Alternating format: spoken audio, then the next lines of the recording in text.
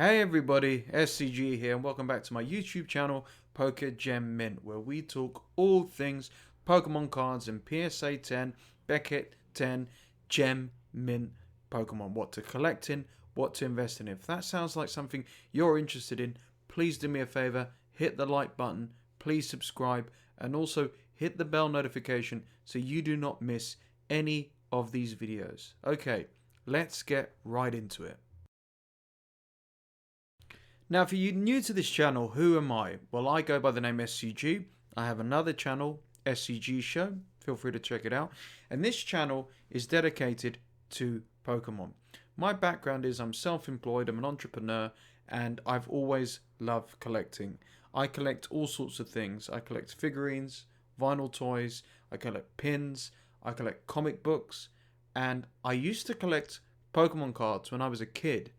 And I've got loads of them in the binders and stuff like that. Nothing of particular importance, but I always felt like I wanted to get back into the hobby properly. And I've decided to take my mentality from comic books into my collecting of Pokemon cards. So obviously things have been going absolutely crazy recently with Logic breaking the record for buying a PSA 10 Charizard, like $200,000, Genghis Khan. All of these figures are going absolutely through the roof. And I thought to myself, well, I love Pokemon. I've played all of the games. I've got all of the games. I've loved all of the characters. I've always been a huge fan. You know, my card collection is pretty pathetic. Like, how have I not been able to, you know, do this the right way? And maybe I'm coming in at the wrong time and I'm overspending. But it doesn't really matter because at the end of the day, I love Pokemon. I love the franchise. I love the characters. I love the games. I want to get back into it. And I've decided to take my mentality from comics into my mentality for Pokemon cards. Now, what's my mentality for comics? I buy modern to, and when I say modern, we're talking about 80s, 90s comic books in CGC 9.8. So as you know from Pokemon cards, a Gem Mint Pokemon card is normally a PSA 10, whereas, and also a Beckett could be 10 as well, whereas CGC is normally the most popular comic grader for comic books, and therefore a CGC 9.8, in some cases CGC 10, is mint condition. So I try to focus buying only mint comic books, and I might overpay for them, I might be a bit stupid like that, but my idea is to buy what I can afford, and some things are incredibly undervalued, some things are overvalued, but I always seem to get it in at the right price, and I just want to hold on to these books. So that's what I'm doing with Pokemon cards, and I have only recently got back into them, and you will see a video of every single card that I purchase, and I will explain how much I bought it for, where I got it from, what the perceived value is, how many are on the census, the population, why I've bought them, where I think it can go, and, you know, essentially just sharing my journey. And then maybe one day I might get a really rare Pokemon card which I can share on this channel. Who knows? The sky's the limit. This is bringing me so much joy in such a difficult time with everything that's going on, and it's a wonderful hobby. It's an expensive hobby, there's no denying that, but you know, hopefully I can buy things that maybe you can invest in as well. So the point of this channel is to share the journey, but also inspire you that you do not have to be priced out of buying Pokemon cards. You can actually buy stuff that you can afford. Yeah, you can buy things that, oh, actually that is within my budget. Oh, you know, and maybe you don't know how to submit to PSA. Maybe you don't even want to go down that route. You just want to own a PSA 10 or a Beckett 10 Pokemon card just because you love the artwork. It's a rare card. It's your favorite Pokemon. Maybe you only collect Japanese. It's the complete set. Whatever it is, this is what this video is catered for, and this is what this channel is all about. Now, this video is about what Pokemon cards should I invest in, as in you. Well, I have a very simple philosophy. Buy what you love.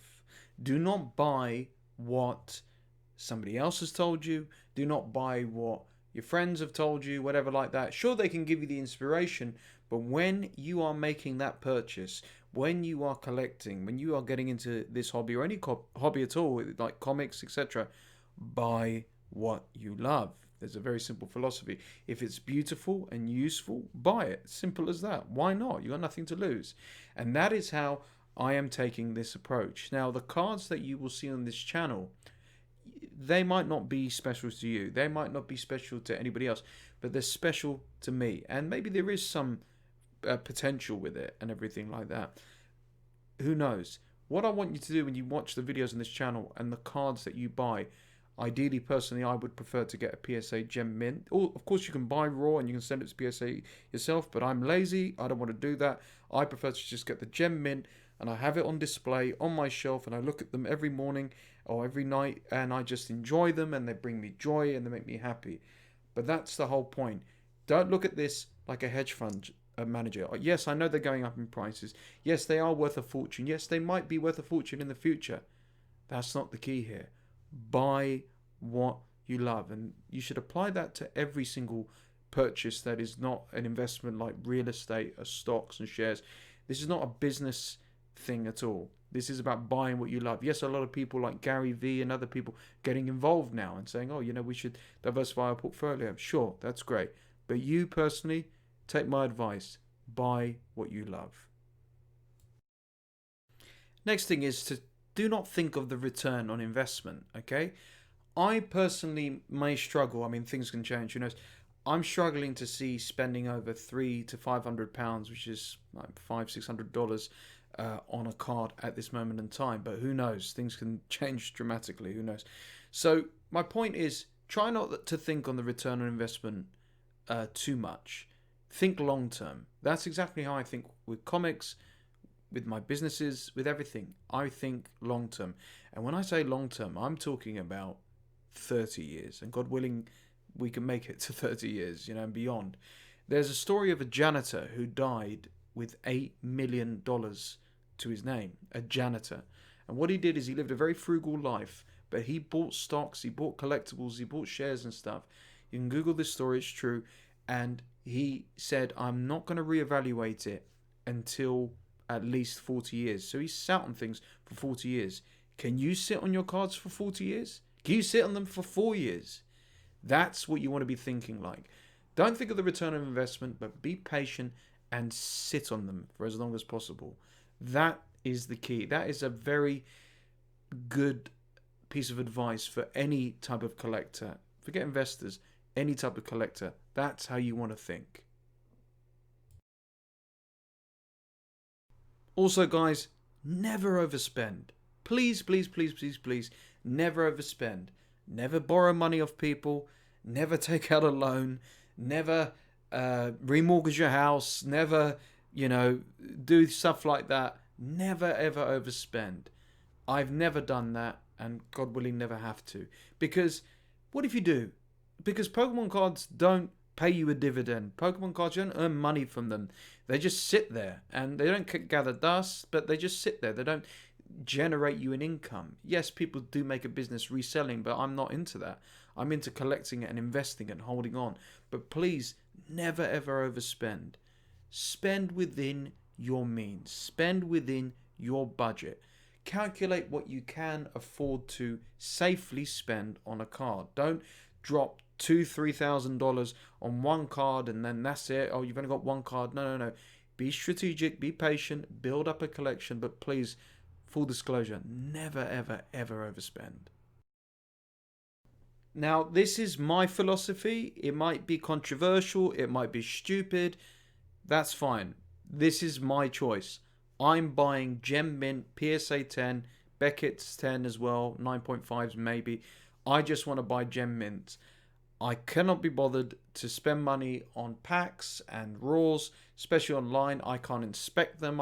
Can't guarantee that they are as mint condition as they can be. I do have a lot of raws that I will send off to PSA one day, but at the end of the day, the stuff that I will be unboxing is stuff that I will be purchasing on auctions, through friends, through Instagram, and so on and so forth. But my suggestion is to buy Gem Mint. Just like comics, CGC 9.8s, get the Gem Mint.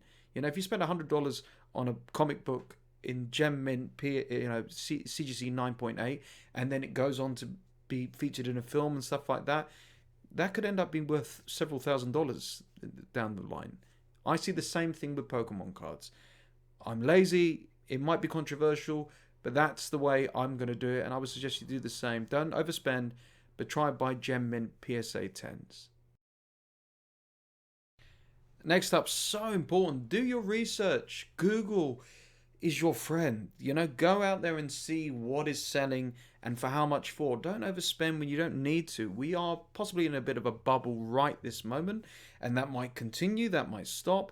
But there's a bubble for base set cards at the moment, but there's not a bubble for other cards. So find your niche. Find what you want to collect. Maybe you want to collect promo cards. Maybe you want to collect certain Japanese cards. Maybe you want to collect certain collaborations and stuff. It doesn't matter.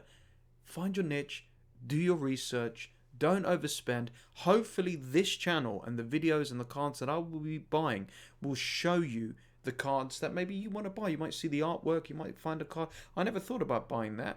And you can always compare to how much I paid for it, whether I've overpaid or underpaid, as your research. But also, Google's your friend, Bulbapedia, eBay sold listings.